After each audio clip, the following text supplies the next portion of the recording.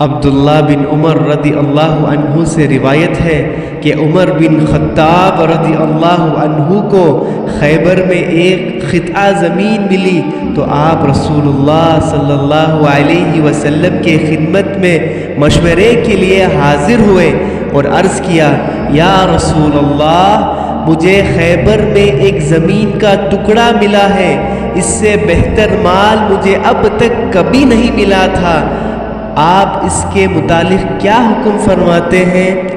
آپ صلی اللہ علیہ وسلم نے فرمایا کہ اگر جی چاہے تو اصل زمین اپنی ملکیت میں باقی رکھو اور پیداوار صدقہ یعنی وقف کر دو۔ ابن عمر رضی اللہ عنہما نے بیان کیا کہ پھر عمر رضی اللہ عنہ نے اس کو اس شرط کے ساتھ صدقہ یعنی وقف کر دیا کہ نہ اسے بیچا جائے گا، نہ اس کا ہبہ یعنی تحفہ کیا جائے گا اور نہ اس میں وراثت چلے گی۔ اسے آپ نے محتاجوں کے لیے، رشتہ داروں کے لیے اور غلام آزاد کرنے کے لیے اور اللہ کی دین کی تبلیغ اور اشاعت کے لیے اور مہمانوں کے لیے صدقہ یعنی وقف کر دیا، اور یہ کہ اس کا متولی اگر دستور کے مطابق اس میں سے اپنی ضرورت کے مطابق وصول کر لے یا کسی محتاج کو دے دے تو اس پر کوئی الزام نہیں۔ ابن عون نے بیان کیا کہ جب میں نے اس حدیث کا ذکر ابن سیرین سے کیا تو انہوں نے فرمایا کہ متولی اس میں سے مال جمع کرنے کا ارادہ نہ رکھتا ہو، رواہ البخاری۔ اس حدیث سے ہمیں وقف کے متعلق معلومات مل رہی ہے، یعنی وقف کسے کہتے ہیں۔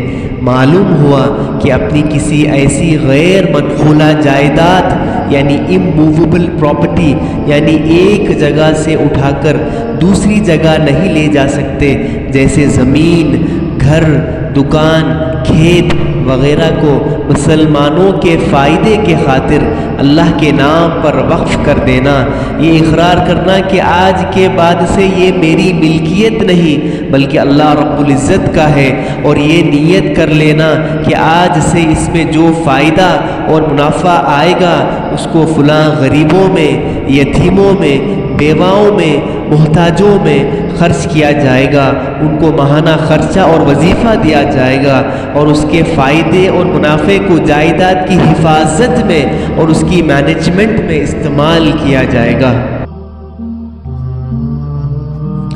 عام طور پر مشہور ہے کہ سب سے پہلا وقف سیدنا حضرت عمر فاروق رضی اللہ عنہ نے فرمایا، تاہم حقیقت یہ ہے کہ حضرت عثمان رضی اللہ عنہ کی طرف سے بیرہ روما کے وقف کا واقعہ حضرت عمر رضی اللہ عنہ کے وقف سے پہلے کا ہے۔ جب رسول اللہ صلی اللہ علیہ وسلم مدینے آئے تو سوائے رومے کے کنویں کے کوئی دوسرا پانی موجود نہ تھا۔ رسول اللہ صلی اللہ علیہ وسلم کے کہنے پر حضرت عثمان رضی اللہ عنہ نے اس کنویں کو خریدا اور مسلمانوں کے لیے وقف کر دیا۔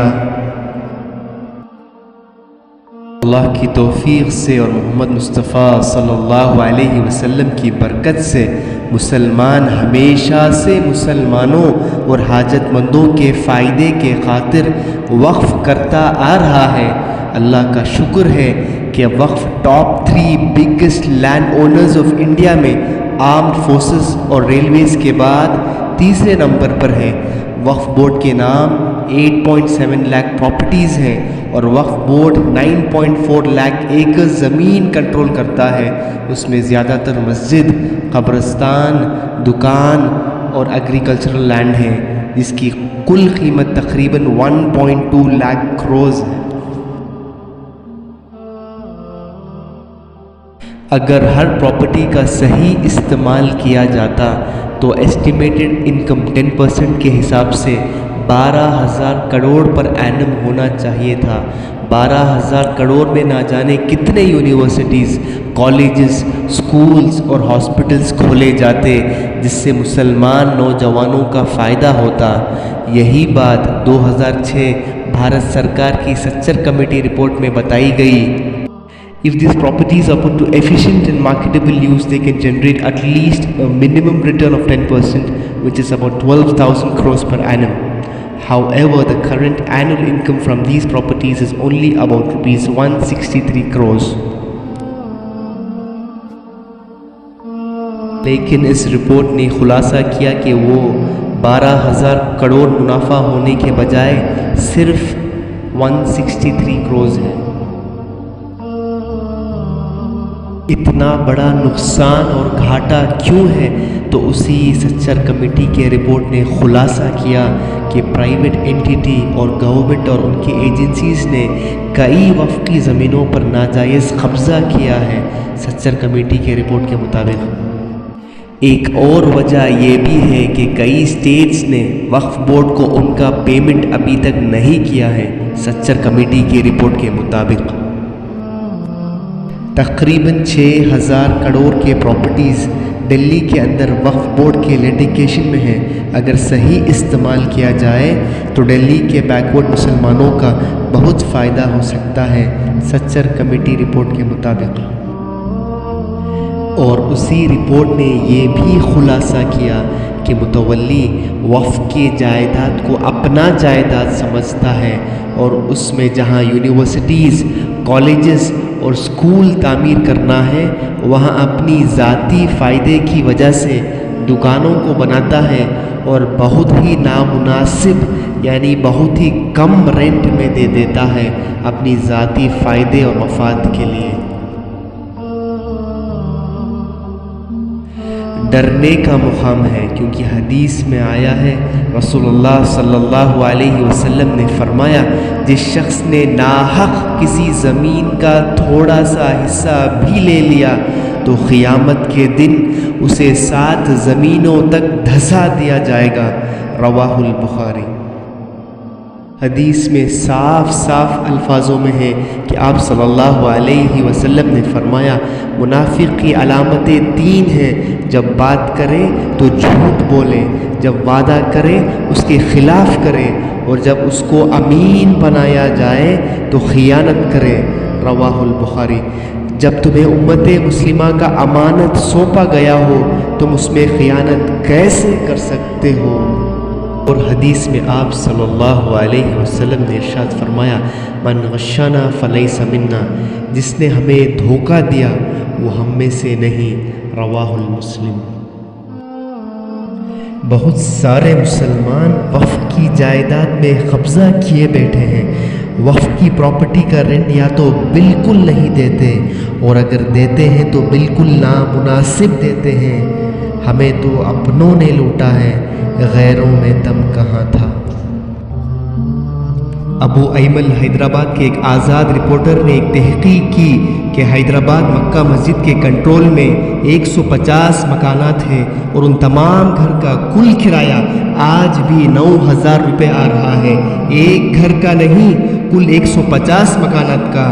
جہاں ایک مکان کا ہزاروں میں کرایہ آتا ہے وہاں آج بھی لوگ 100 روپے 200 روپے دے رہے ہیں۔ چلو بھر پانی میں ڈوب مرنے کی بات ہے۔ یہ ظلم نہیں تو کیا ہے؟ یہ دھوکہ نہیں تو کیا ہے؟ یہ بے شرمی نہیں تو کیا ہے؟ یہ منافقت نہیں تو کیا ہے؟ یہ قبضہ نہیں تو کیا ہے؟ اللہ رب العزت سے معافی مانگ لو اور اپنے کاموں سے باز آ جاؤ۔ وقف کی زمینیں ہڑپنے کے لیے نہیں بلکہ غریبوں، محتاجوں، یتیموں اور بیواؤں کی مدد کے لیے ہے۔ اسی لیے آج بھی ہماری قوم ہر میدان میں پیچھے ہے۔ ہماری غلطیوں اور کوتاہیوں کی وجہ سے اللہ نے ہم پر ظالموں کو مسلط کیا ہے۔ اللہ رب العزت سے دعا ہے کہ وہ وقف بورڈ میں جو کوتاہیاں اور کمیاں ہیں اسے دور فرمائے، انصاف اور عدل کرنے والوں کا اس کا سربراہ بنائے۔ وقف کی جائیداد جس نے بھی قبضہ کر لیا ہے اس کے واپسی کے شکلیں اور صورتیں پیدا کریں۔ وقف کی جائیداد سے غریبوں کی، یتیموں کی، بیواؤں کی مدد فرمائے۔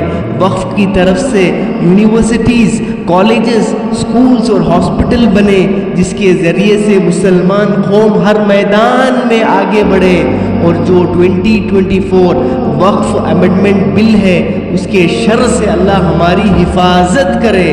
ہم تمام کو ایک جٹ ہو کر اس بل کا رد کرنا ہوگا۔ یہ بڑی آزمائش ہم پر آ کھڑی ہے، ہمارا فریضہ ہے کہ یہ ہم سب مل کر اس ظلم کو روکے۔ ہم اوقاف کے تمام ترمیمات کو ٹھکراتے ہیں۔ آخر میں تمام سے گزارش ہے کہ نیند سے جاگیں اور اس قوم کو بیدار کریں۔ ہمارے بزرگوں نے بڑے محنتوں سے اس کو جمع کیا اور اللہ کے نام پر وقف کیا ہے تاکہ ضرورت مندوں کا فائدہ ہو۔ ہمیں چاہیے کہ ہم اسے بیکار ہونے سے، ضائع ہونے سے، چھن جانے سے بچائے۔ انشاءاللہ اللہ ہماری مدد ضرور کرے گا۔